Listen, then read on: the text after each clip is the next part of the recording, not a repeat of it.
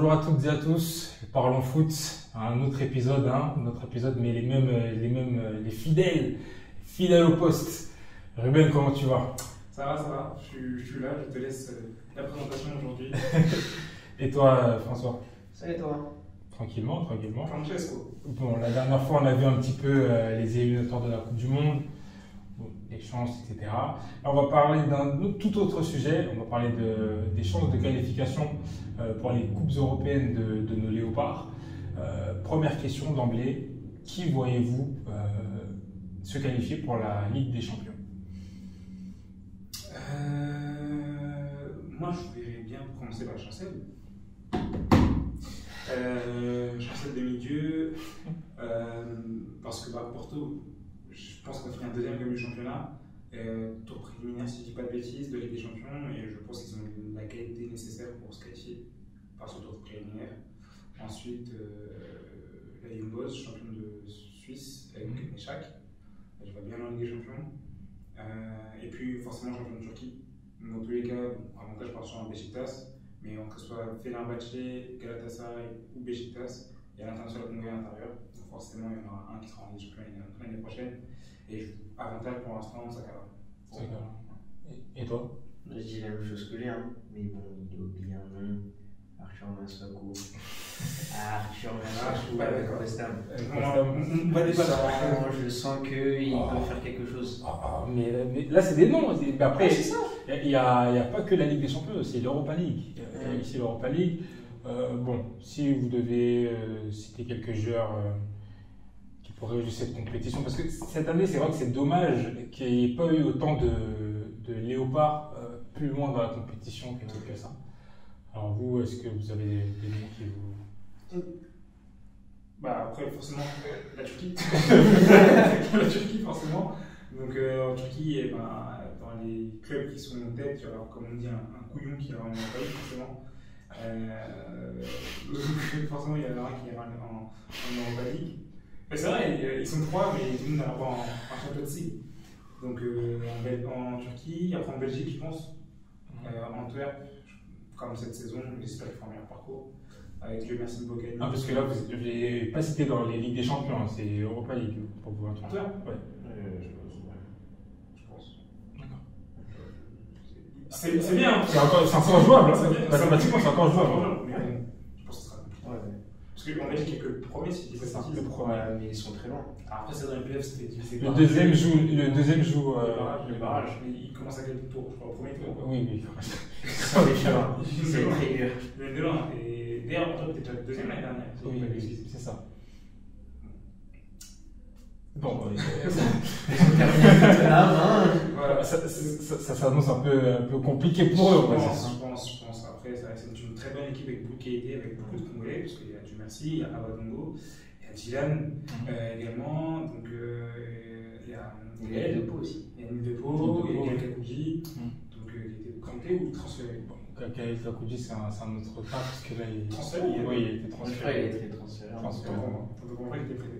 Mais voilà, donc, il y a des Congolais, j'aimerais qu'ils aient en Ligue des Champions, mais je pense que ça va être un peu limite. Déjà pour finir premier, déjà. Et après, par les barrages, je pense que ça va être un peu juste.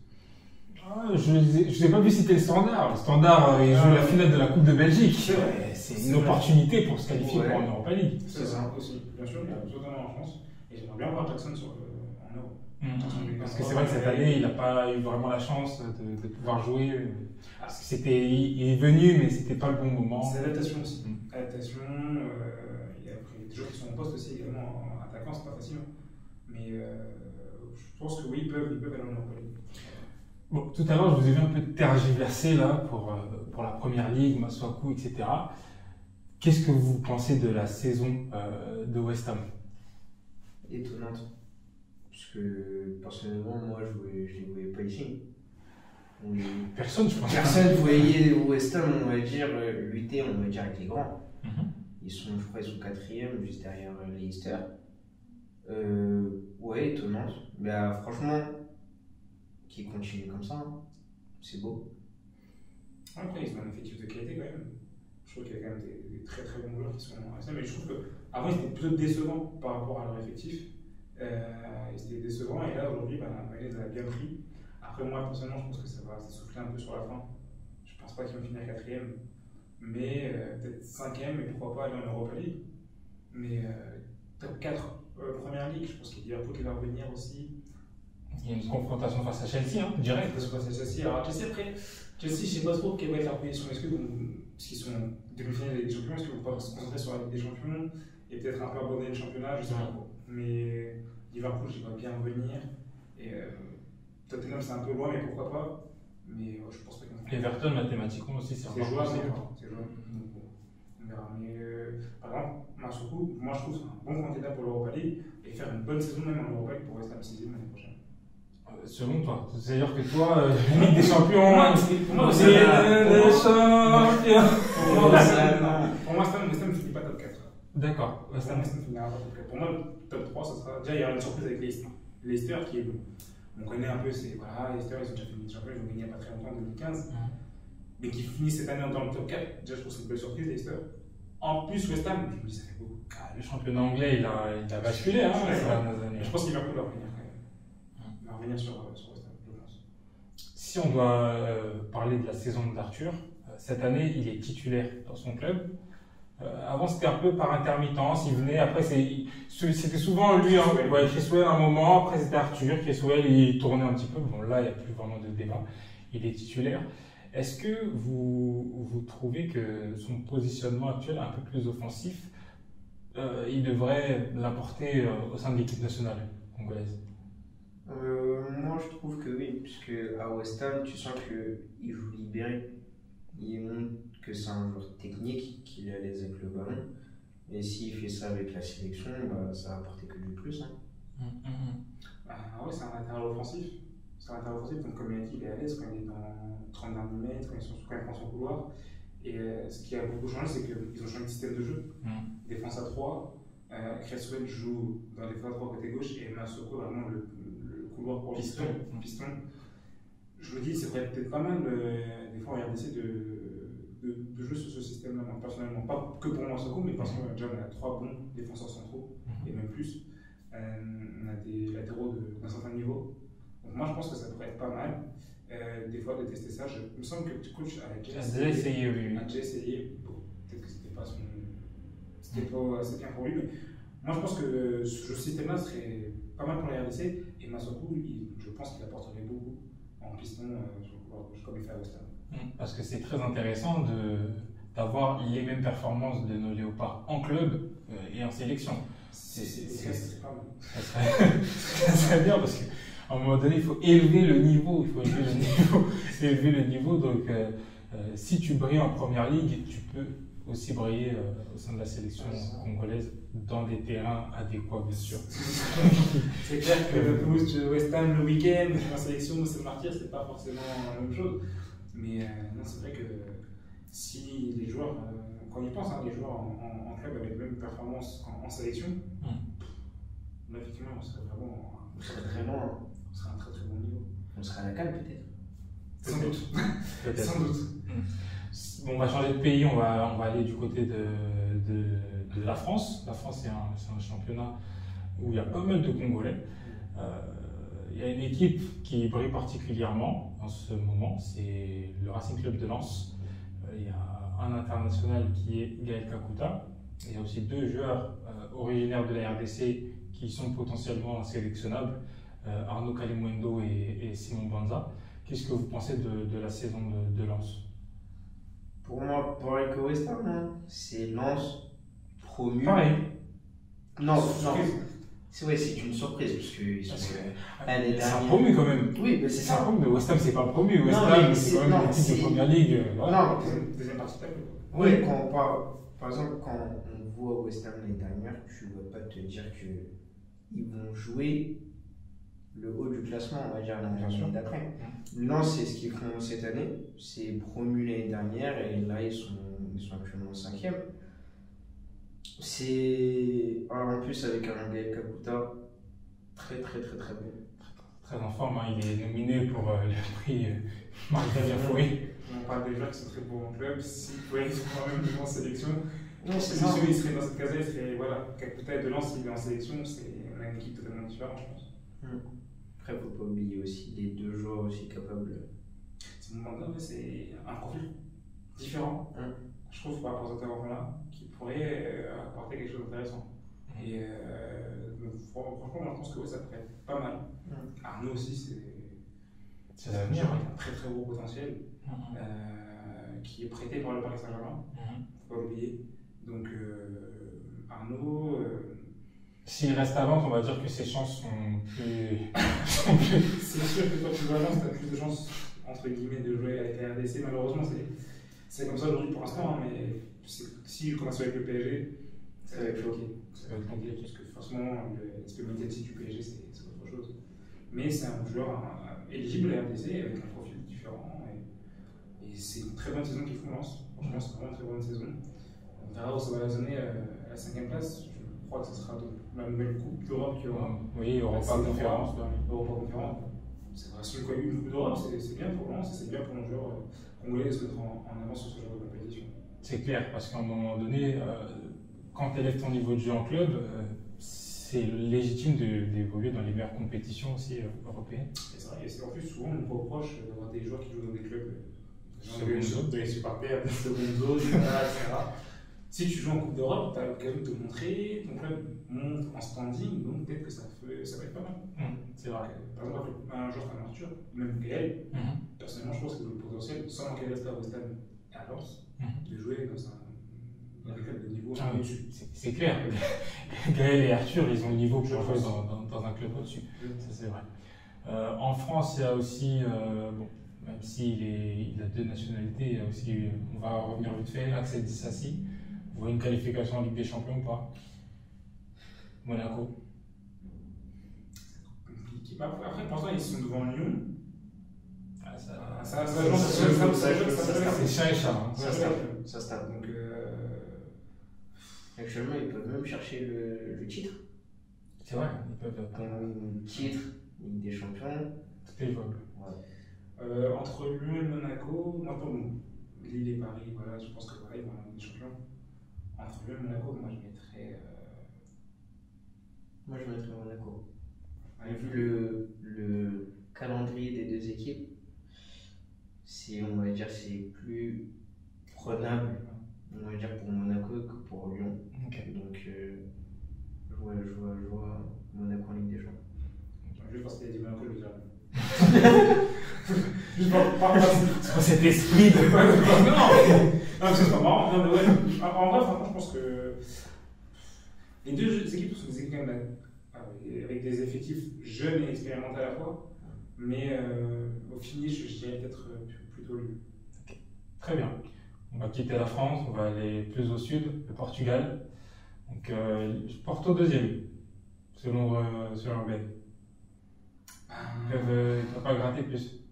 Ils peuvent, mathématiquement ils peuvent, mais je pense que c'est compliqué. Sporting, ce serait très fort. Déjà, de base, ce serait dommage pour eux, parce que toute la saison limite premier, les vents devant. Là, ils ont un petit coup de moins bien, ils ont perdu quelques points, mais je pense quand même qu'ils vont finir champion. Après, si je porte il fait le doublé, on n'est pas contre. Loin de là, mais si je dois parier, je ne mettrai pas une pièce sur Porto. Ok, très bien. Et aussi un club où il y a un Congolais qui est extrêmement chaud, mais cette fois-ci c'est en Suisse. Et une Bern. Après eux, malheureusement, ils ont un tour avant d'accéder à la compétition. Bon, c'est les règles du foot. C'est les règles du foot. La Suisse n'a pas un très gros coef au niveau de l'UEFA. Qu'est-ce que vous pensez de la saison d'Elia Meshak? Pour moi, bonne saison. Une bonne saison. Il s'est bien installé, on va dire, dans le 11. Il s'est bien installé dans le 11. Oula! Statistiquement. Voilà, vous avez compris. Il est bien. Il fait des passes décisives. Au début, il marquait plus souvent que maintenant, mais il est là, il contribue à la victoire de son équipe. Franchement, quand tu le vois, je sais pas. Moi, je regarde les matchs d'Elia, je me dis, mais qu'est-ce qui me ferait du bien en équipe nationale? Je sais pas vous, qu'est-ce que vous en pensez? On le sait que Meshak, c'est un joueur qui a beaucoup de qualité. Il est déjà entré en sélection, il nous a déjà sauvé, il nous a eu des coup d'éclat, vraiment, comme on n'a limite jamais eu au Martyr. Donc, non, on sait que Meshach, c'est un joueur d'énorme qualité. Moi, j'attendais beaucoup au tournoi en venant en Europe. Et franchement, je suis agréablement surpris de sa première saison. Même de la saison en général des Young Boys, parce qu'ils ont écrasé la concurrence en Suisse, il n'y a pas photo. Et je pense que ça a également facilité son adaptation, d'être dans une équipe aussi dominante. Et voilà, avec du jeu offensif, il y a des statistiques, il prend de la confiance. On dirait une rotation saine entre les joueurs offensifs. Donc, je pense qu'il ne pouvait pas arriver une meilleure adaptation en Europe. Et je suis vraiment content pour lui. Et comme tu l'as dit, pareil, c'est un joueur qui est performant, qui est confiant en club. S'il pouvait venir en sélection, ça serait que du bonus. Malheureusement, il y a quelques problèmes, il s'est déjà exprimé sur ses réseaux pour expliquer. Mais moi, j'ai hâte de le voir en sélection. Et vous le voyez rester une Boys? Une année de plus, cette année, pour l'année prochaine, je pense. Moi, je pense. Stabilité. En tout cas, c'est mieux pour lui. C'est mieux pour lui de prouver, de confirmer aussi sa bonne saison. Comme on dit, éventuellement la possibilité de jouer avec des champions. Je pense que la tête d'un joueur, surtout un joueur qui vient du pays, ça joue. C'est clair. Ça joue dans la tête. C'est clair. Je pense que les joueurs de foot jouent pour. Ils sont pros, ils sont jeunes, ils rêvent de jouer avec des champions et la Coupe du Monde. Là, quand tu as l'opportunité, je vois pas pourquoi tu préfères. C'est clair. Bon, maintenant on va aller de l'autre côté. Voyageons. L'autre côté, la Turquie, un pays où c'est la destination en ce moment à la mode, chez nos Congolais. Mais nos Congolais évoluent dans les meilleurs clubs aussi. Hein. Ça, c'est clair. Donc, entre les trois, Fenerbahçe, Beşiktaş et Galatasaray. On peut même rajouter Trabzonspor aussi. Donc, entre les quatre, qui voyez-vous déjà champion et qui voyez-vous passer à la trappe? Champion, je dirais Beşiktaş. Comme je disais tout à l'heure, je pense que Beşiktaş sera champion. Donc, Fabrice est de retour en Ligue des Champions après Anderlecht. Là, c'est exactement. C'est pour l'année prochaine pour son joueur. Exactement, et il le mérite parce qu'il a beaucoup progressé. Et avant, franchement, son transfert de Antalya à Beşiktaş, c'était une réussite. Et ce qui je trouve encore mieux, c'est que dans les deux, il a réussi à s'imposer en tant que titulaire indiscutable. Donc, c'est vraiment bien. Et en plus, c'est pas le joueur qui fait le plus de vagues ou autre, on n'en parle pas, discret. C'est tout à son honneur. Donc, moi, je pense que Beşiktaş avec Fabrice en Ligue des Champions l'année prochaine, ça serait beau, ça serait bien. Il est souvent dans l'équipe du week-end, etc. Exactement. Non, c'est vraiment. C'est une excellente saison pour lui et pour son club. Donc, je pense que c'est une belle récompense et je pense qu'ils vont aller au bout. Le club que je ne vois pas dans les Ligue des Champions vont finir. Premier Beşiktaş, mais le club que je ne vois pas finir premier, je dirais. Je pense Galatasaray. Je pense que c'est eux qui vont. Pour moi, je pense que c'est eux qui vont passer à la trappe. Toi aussi? Pour moi, le classement d'aujourd'hui ne va pas bouger. D'accord. Beşiktaş en première position et deuxième position Fener. Moi, je pense que Fenerbahçe peut profiter du fait qu'il reste une confrontation entre Galatasaray et Beşiktaş. Mais moi, si je devais donner un avis, je dirais que ça se jouera entre Fenerbahçe et Beşiktaş. En tout cas, peu importe qui se qualifie pour la Champions League, du moment qu'il y a un Congolais. Ça, après, bon, petite parenthèse, j'espère qu'ils retrouveront un peu plus de temps de jeu qu'ils ont qu'avant parce que le Ndama, après il a eu sa blessure, il est revenu et je dirais pas qu'il a perdu sa place, mais voilà, il est moins titulaire qu'avant et il se rend pareil aussi. Et c'est à des postes défenseur central où il faut jouer, il faut être titulaire. On compte sur eux, et surtout Marcel, et aussi Christian, mais voilà, on compte sur eux, c'est des références pour nous en Europe et en sélection. On a besoin d'eux avec du temps de jeu régulier. Très bien. Est-ce que parmi tous ces joueurs-là, vous voyez des potentiels transferts ou... Parce qu'on a parlé de tout à l'heure des autres, mais est-ce que eux, au niveau de la Turquie, vous voyez... Je ne serais pas choqué si le Ndama se transfère. Okay. En Angleterre. Première ligue. West Ham. Ouais, mais ouais, moi le Ndama ça me choquerait pas, parce qu'on l'a déjà vu dans des joueurs de transfert.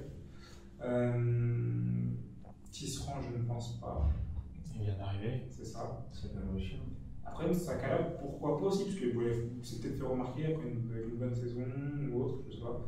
Mais en tout cas, si on a un des trois, moi ça ne me choque pas si Minamino sera transféré. Très bien. Est-ce que, dernière question, est-ce que vous pensez qu'il y aura plus de représentants congolais en Coupe d'Europe l'année prochaine que cette année? Oui, ça, c'est sûr. En Ligue des Champions? Ah, c'est sûr. Je pense qu'il y aura en Europe, c'est sûr. En Europe, oui, en Ligue des Champions. En Europe, moi je suis pas si sûr hein, que cette année. Non, mais il y avait un beau contingent cette année.